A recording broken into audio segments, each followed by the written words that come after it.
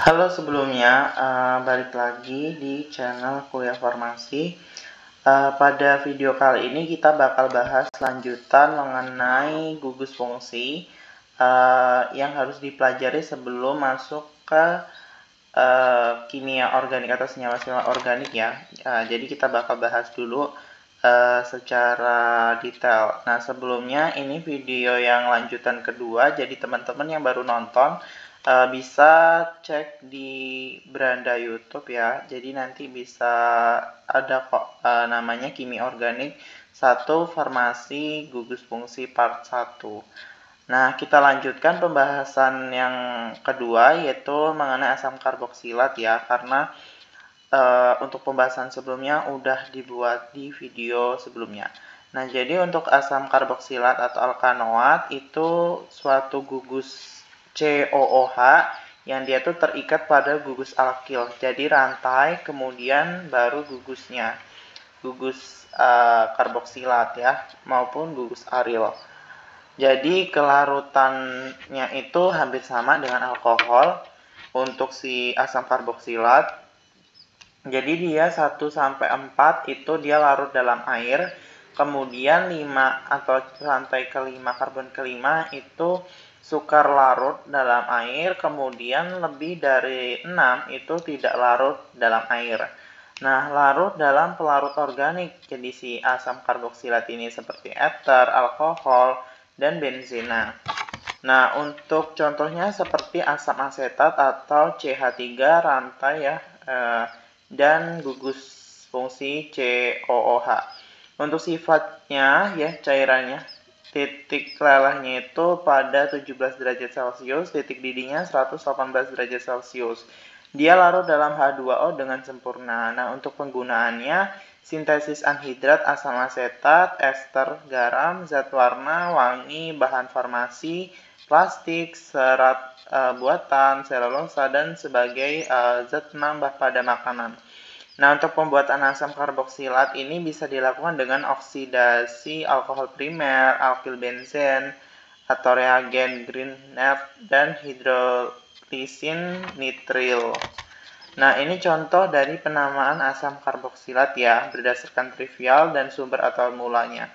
Yang pertama ada asam formiat atau asam semut ya. Memang sesuai dengan namanya, ini ditemukan pada semut Formica rufa atau untuk rumus strukturnya kurang lebih rantai kemudian COOH. Untuk berikutnya ada contohnya asam butiarat atau butiarat ini terdapat dalam mentega atau butter. Nah, untuk strukturnya kurang lebih untuk rantainya CH3, CH2, CH2, kemudian gugus mengikat gugus fungsi ya, COOH. Kemudian ada asam valerat.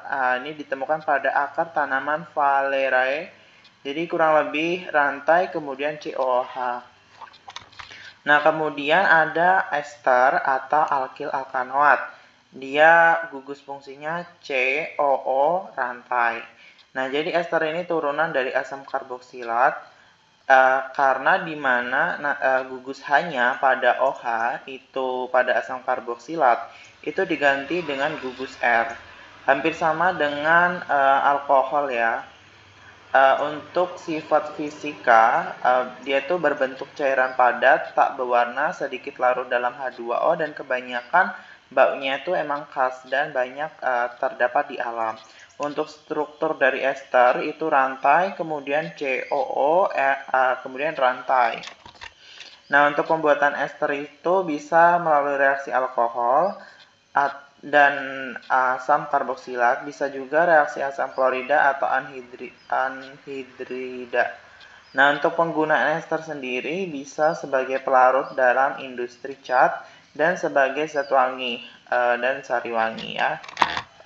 Untuk alkil alkanoat atau ester kan dia mengandung gugus fungsi ekster ya atau COO menurut IUPAC-nya ya. Jadi alkil alkanoat atau ester itu diperoleh dengan cara mengganti awalan asam dengan nama gugus alkil pengganti H pada asam karboksilat tadi, karena dia emang untuk si ester ini turunan dari asam karboksilat, yaitu dari COOH kemudian diganti ya.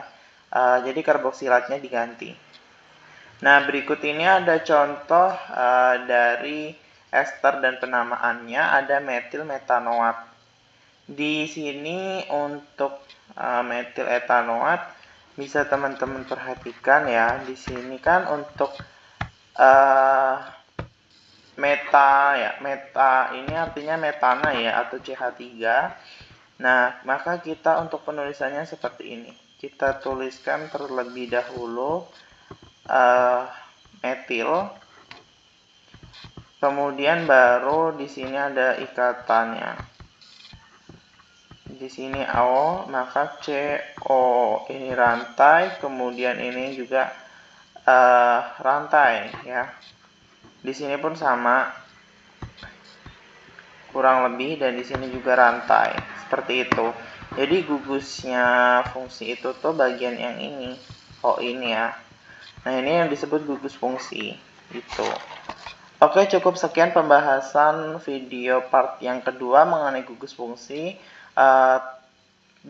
Tunggu video-video berikutnya mengenai pembahasan kimia organik, karena ini baru video awalnya ya. Oke, see you, bye-bye.